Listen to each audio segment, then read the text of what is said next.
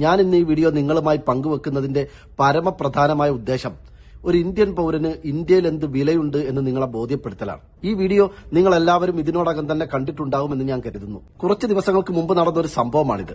ഡൽഹിക്കടുത്ത് ഗാസിയാബാദിൽ ക്രിസ്ത്യാനികൾ പങ്കെടുത്തിരുന്ന ആ പ്രാർത്ഥനാ യോഗത്തിലേക്ക് അതിക്രമിച്ച് കയറി വന്ന് ക്രൈസ്തവ വിശ്വാസത്തെ ചോദ്യം ചെയ്തും അവരുടെ സങ്കല്പങ്ങളെ പരിഹസിച്ചും ആക്ഷേപിച്ചും ഇകഴ്ത്തിയുമൊക്കെ സംസാരിച്ചുകൊണ്ട് അവിടെ പ്രശ്നങ്ങൾ ഉണ്ടാക്കിയ ഈ തീവ്ര ഹിന്ദുത്വവാദിയെക്കുറിച്ചുള്ള കൂടുതൽ വിവരങ്ങൾ ഇപ്പോൾ പുറത്തു വന്നിരിക്കുകയാണ്. യഥാർത്ഥത്തിൽ ഇയാൾ ഒരു ഇന്ത്യക്കാരനല്ല, ഇയാൾ ബംഗാളിയാണ്, ബംഗ്ലാദേശിയാണ്. സുന്നിയുർ റഹ്മാൻ എന്നാണ് ഇയാളുടെ ശരിക്കുള്ള പേര്. പിന്നീട് ഇയാൾ ഇസ്ലാം മതം ഉപേക്ഷിച്ച് എക്സ് മുസ്ലിമായി.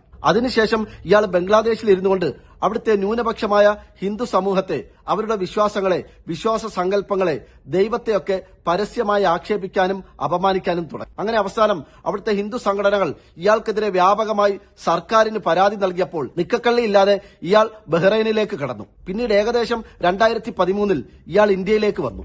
ഇന്ത്യയിലെത്തിയതിനു ശേഷം ഇയാൾ നിരീശ്വരവാദിയായിട്ടാണ് പ്രവർത്തനങ്ങൾ തുടങ്ങിയത്. പിന്നീട് 2014 നരേന്ദ്രമോദി സർക്കാർ അധികാരത്തിൽ വന്നതോടെ ഇയാൾ നിരീശ്വരവാദമൊക്കെ അവസാനിപ്പിച്ച് എക്സ് മുസ്ലിം ആയിരുന്ന സുന്നിയുർ റഹ്മാൻ ആയിരുന്ന ഇദ്ദേഹം ഒരാൾ ദൈവമായി മാറി. തീവ്ര ഹിന്ദുത്വവാദവും RSS BJPയുടെ രാഷ്ട്രീയവും പ്രചരിപ്പിക്കുന്ന നിത്യപ്രചാരകനായി ഇയാൾ മാറി.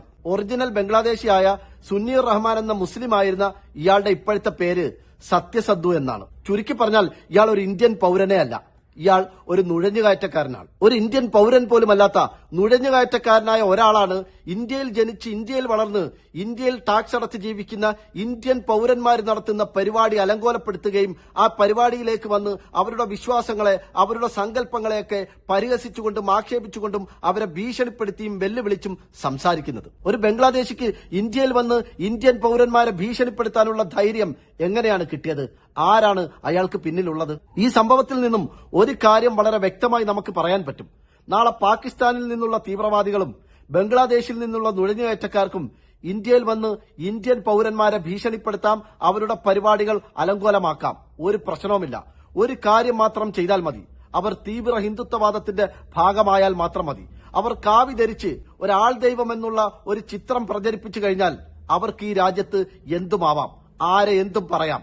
ഇടയ്ക്കിടയ്ക്ക് ജയ് ശ്രീറാം എന്ന് വിളിച്ചാൽ മാത്രം മതി. ഇന്ത്യൻ പൗരൻ പോലുമല്ലാത്ത ഒരാൾക്ക് ഇന്ത്യയിൽ വന്ന് ഇന്ത്യൻ പൗരന്മാരെ ഭീഷണിപ്പെടുത്താനും അവരുടെ പരിപാടികൾ അലങ്കോലമാക്കാനും അവരുടെ വിശ്വാസങ്ങളെ, വിശ്വാസ സങ്കല്പങ്ങളെയൊക്കെ പരിഹസിക്കാനുമുള്ള ധൈര്യം അവർക്ക് കിട്ടിയിട്ടുണ്ടെങ്കിൽ, അതിനൊക്കെയുള്ള സർവ്വ സ്വാതന്ത്ര്യങ്ങളും ഏതെങ്കിലും കോണുകളിൽ നിന്നും അവർക്ക് ലഭ്യമായിട്ടുണ്ടെങ്കിൽ ഇന്ത്യൻ പൗരന്മാരായ നമുക്ക് ഇന്ത്യയിൽ എന്ത് വിലയാണുള്ളത്?